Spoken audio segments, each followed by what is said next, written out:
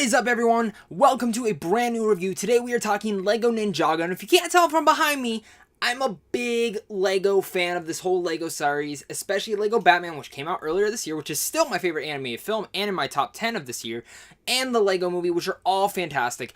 I'm really excited to talk about Lego Ninjago because from the trailers, I wasn't intrigued with the idea. I thought it was a cool concept, but I remember it being on TV and I was just like, it's just gonna be like, kind of feel like a TV movie. To come out and be honest, the first 30 minutes really felt like a TV movie to me and really nervous me and scared me for quite a while. I was actually pretty nervous about how this film was going to go because it just felt like this TV movie. Yeah, the animation is beautiful. Yes, the characters are awesome.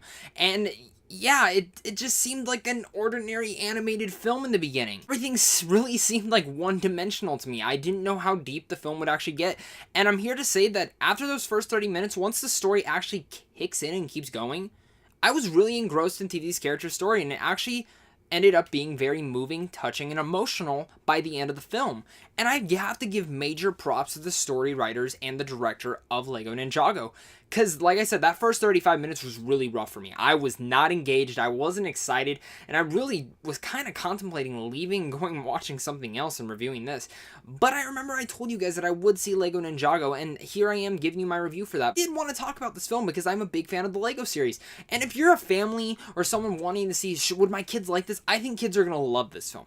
If you're an adult wondering, why am I going to be bored? No, I think you'll be pretty entertained throughout it. And this movie has a really good message towards the end of the film that is really good for kids as well. For that, this film, for me, was really more towards kids than it was these two films. These two films, I think, was for everyone. It was more like a Pixar film. These two are for everyone.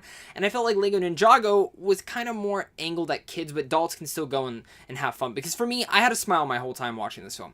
I didn't laugh as much as I wanted to. I chuckle a lot, but I did smile throughout the whole entire film, especially towards that middle section and towards the ending.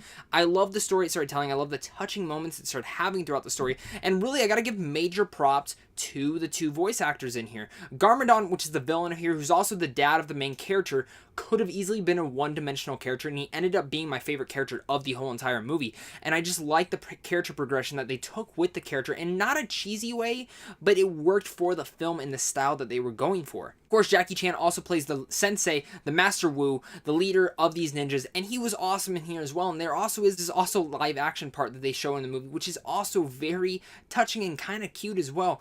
Overall, Lego Ninjago, it's not the best out of the Lego movies. It's pretty much the worst, but that's not saying it's bad. This is still a good movie. It's just not my favorite out of all of them. Maybe you're different. Maybe you're going to like this movie more than I did. But I certainly had fun watching this film. It is very touching. It's very emotional, and it was surprising to see that, and it made me happy, because without that, my grade for this movie would have been very low, and I probably wouldn't have even recommended kids going to see it, because I don't think it would have kept their attention from that span. Because these two films really surprised me with how much emotion and touchingness it brought, and I didn't think Lego Ninjago would be able to reach that level, and it almost does. So I really liked what Ninjago did with the whole story. I like what it did with the characters, and I had a lot of fun with this film. It's not the best, like I said. The animation, of course, is superb. The action looked pretty decent in here, and some of the editing could have been a little bit better for those, but I'm not going to talk much more about Ninjago. If you want to go see it, you're going to go see it anyway. So with all that said, I'm going to give Lego Ninjago a B-. Yeah, that's my score for Lego Ninjago. What did you guys think? Have you seen it? Have you not? Are you expecting to go see it? Comment down below and tell me that. And also tell me, what is your favorite Lego movie out of all three of them? Or maybe if you like one of the TV ones that we got a while back. You know, my favorite one is probably Bionicle's Heroes. If you guys remember that, comment down below. You will be my favorite person. Or look it up. You might be like, oh yeah, I remember that.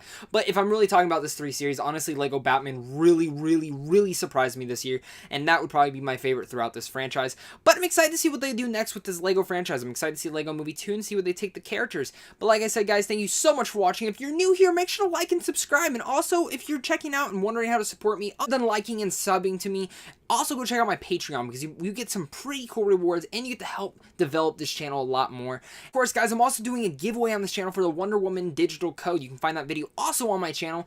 But as always, guys, stay classy and have a great rest of your day.